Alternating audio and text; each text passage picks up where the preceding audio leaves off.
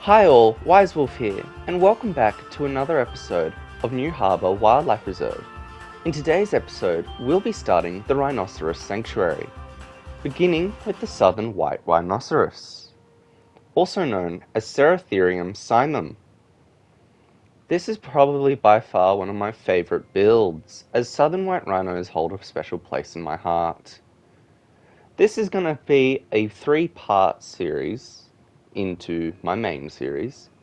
However, part 3 will not be out until later on, when I'll move into the Asian Oriental Precinct, which will be probably sometime early next year. The Rhinoceros Sanctuary is a specialized facility designed to house the 3 rhinoceros species currently in Planet Zoo: the Southern White Rhinoceros, the Black Rhinoceros, and the Indian Rhinoceros. This week we're building for the Southern White. Next week we'll be building for the Black Rhinoceros, and the Indian Rhinoceros will join the sanctuary once New Harbour branches out into the Oriental Precinct, which is another way of saying Asian animals. That is likely to happen sometime early next year. Speaking of time, once we have built for the black and white ruffed lemurs, the other rescues from Orchid City Zoo, we'll be going on break for the Christmas holidays and probably won't be returning until sometime early January. This is because I have recently become a volunteer at a wildlife shelter and my time has become limited, so I need to focus on areas that I can spend my time, and unfortunately Planet Zoo isn't a top priority. So as it stands now, the current schedule will be this week, 24th of November, will be the Southern White Rhinoceros. Next week, Sunday, the 1st of December, the Black Rhinoceros and the finished construction of the viewing gallery. The 8th of December will be the African penguins rescued from Orchid City Zoo. And the 15th of December, the black and white ruffed lemurs, also rescued from Orchid City Zoo. I apologise if this means it's not going to be enough content for you, but I do need to take a break for the Christmas period. I hope to return with a video on Sunday the 5th of January. If not, it'll be the 12th of January, and that will most likely be for the bongo, which is an antelope species native to Africa. Now let's start talking about the Southern White Rhinoceros, probably one of my newer found recent favourite animals. This is because in September, me and my mum went to Australia Zoo, where I got lucky enough to do the Southern White Rhinoceros close encounter, where I was able to pat and learn a lot about the Southern White Rhinoceros. I must say, their skin is a little smoother than what I was expecting. It's still rough, but underneath their legs it feels like baby skin. And it's really smooth and not what I was expecting. The Southern White Rhino generally lives for about 45 years in the wild. This is because as they get older, they become more susceptible to old age, like humans do, with arthritis and just generally bad bones. This makes it harder for them to get up, especially with how heavy they are. They are 2-ton monsters after all.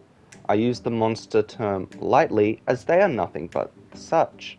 They are in fact quite cute and quite cuddly. Not so much cuddly, I take that back. But they are adorable. And they're basically like a puppy dog. You can talk to them like a puppy and they will enjoy it and get great happiness out of it. The reason why they generally don't live past 45 is because as they get older, they find it harder to move and get out of the mud that they love wallowing in. And that's where the animals that are their predators tend to come in and find an easy kill. So in captivity, as sad as it is, they are the safest that they can be while in captivity, because they don't have predators and they don't have humans wanting to poach them. That's one of their biggest threats in the wild. Us. Because of their horns, which are made out of the same material as our fingernails, might I add, they are generally hunted to the point where the northern white rhinoceros is now functionally extinct, all because of us. Humans are selfish and they cannot learn to leave the animals alone. Had we done that, we might have and see more rhinos in the wild. And it is sad that we don't, because they are generally a really gorgeous creature. Another thing to note is they have really terrible eyesight. If you were to stand still about 10 meters to 30 meters in front of them, they wouldn't see you at all. And that's why it makes it hard when it comes to poaching, because they don't know the poachers are coming. They can't see them after all, and they rely on their hearing. If a poacher is quiet enough, the rhino won't even know they're there, which is unfortunate for them. As mentioned, the Southern White Rhinos weigh about 2 tons, or about 2,300 to 3,500 kilograms. Their skull alone weighs 220 kilograms, and when I did my close encounter, we were told not to go near it, because any sudden movement would have startled it and knocked us straight on our behinds, because it is a very heavy skull. The name Southern White Rhinoceros does not portray to the colour of the animal. In fact, Black Rhinoceros and White Rhinoceros are neither those colours. They are both a greyish colour. They are also generally covered in dust or mud. The mud helps cool them down on those hot desert days. The term white in their name is a mistranslation of the Dutch word. I'm not even going to attempt to pronounce the Dutch word. I don't speak Dutch, and this word is, it looks like it is supposed to be pronounced wide. It is spelt W-I-J-D-E, which refers to their broad mouths, which are suited for grazing on grass. Speaking of grazing on the grass, their skulls are that heavy that you'll generally always find them with their heads down to the grass, which is their natural position to graze on the grass. For them to lift their heads up, which is what they were trying to do for the close encounter, it is very difficult for them because it is so heavy. It's like if you were to try and lift up a 220 kilogram object, you would struggle immensely with that. Unless you're the world's strongest man, which you probably wouldn't. But not everyone is the world's strongest man. I apologize for the gaps in that little sentence. I was trying to go loosely on memory of my close encounter, which happened all the way back in September. 2 months ago, but my memory isn't the greatest when I'm stressed, and there is currently a lot of things going on at home that are very stressful. I won't go into them because I don't want to bore you with the details. Anyway, moving on to their diet. They are herbivores, primarily grazing on grasses. Their large, flat mouths are efficient for pulling up large clumps of grass, which they feed on in the savannas and grasslands of Africa. They require large amounts of food daily, consuming up to 100 pounds or 45 kilograms of grass daily. Their behavior and social structure generally relies on being a solitary or small grouped animal. Males tend to be solitary, while females with young may form small family groups. Males will establish and defend their territory, while females have home ranges that can overlap with others. As I mentioned earlier, they are generally peaceful creatures. Although males can be aggressive when defending their territory, they are the sweetest animal you will ever meet. If you ever have the luck to meet a wild or even one in captivity, they will be the most sweetest of sweethearts you could ever meet. If I could have one as a pet, I would, but that is very much illegal in my country of Australia and very much impossible in Australia because we don't have wild rhinos. The gestation period of female rhinos are very long, with about 16 to 18 months, which is double that of a human's reproductive gestation pregnancy period. Giving birth to only a single calf, the young stay with their mothers for several years before becoming more independent. And I must say, if you have ever seen a baby rhino, this next word that I'm about to say is kind of controversial. They're cuter than Mudang. Don't hate me. Mudang is cute, but baby rhinos are cuter. And I will die on that mountain if I have to.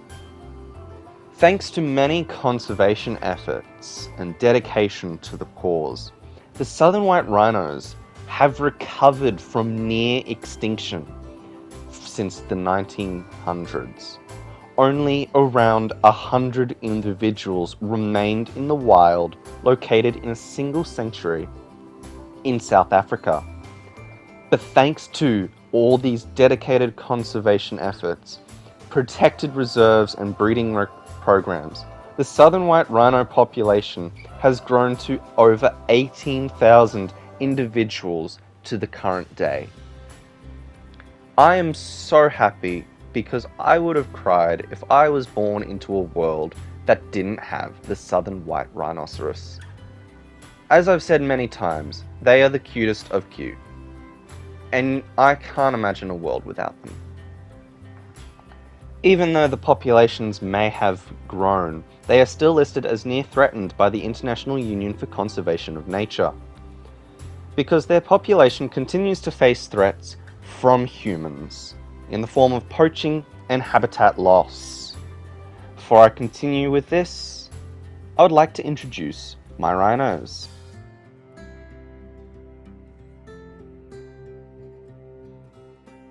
I've already taken the liberty to name the male DJ after the Southern White Rhino that I got close and personal with. That leaves 3 females that need a name. I know you can probably see 5 on the screen here, but I do end up getting rid of one because the habitat just wasn't big enough for the 5 of them. Now, where was I? Alright, poaching. Rhino horns are highly valued in black markets, especially in Asia, leading to ongoing threats from poaching. Which I don't understand why we need to poach rhinos for their horns when we could poach corrupt politicians and criminals for their fingernails. After all, they're made from the same material, keratin. Human populations, as they expand, rhinos face reduced habitats due to agricultural development, human settlements, and infrastructure expansion. Many countries have established wildlife reserves and national parks where rhinos are carefully managed and monitored.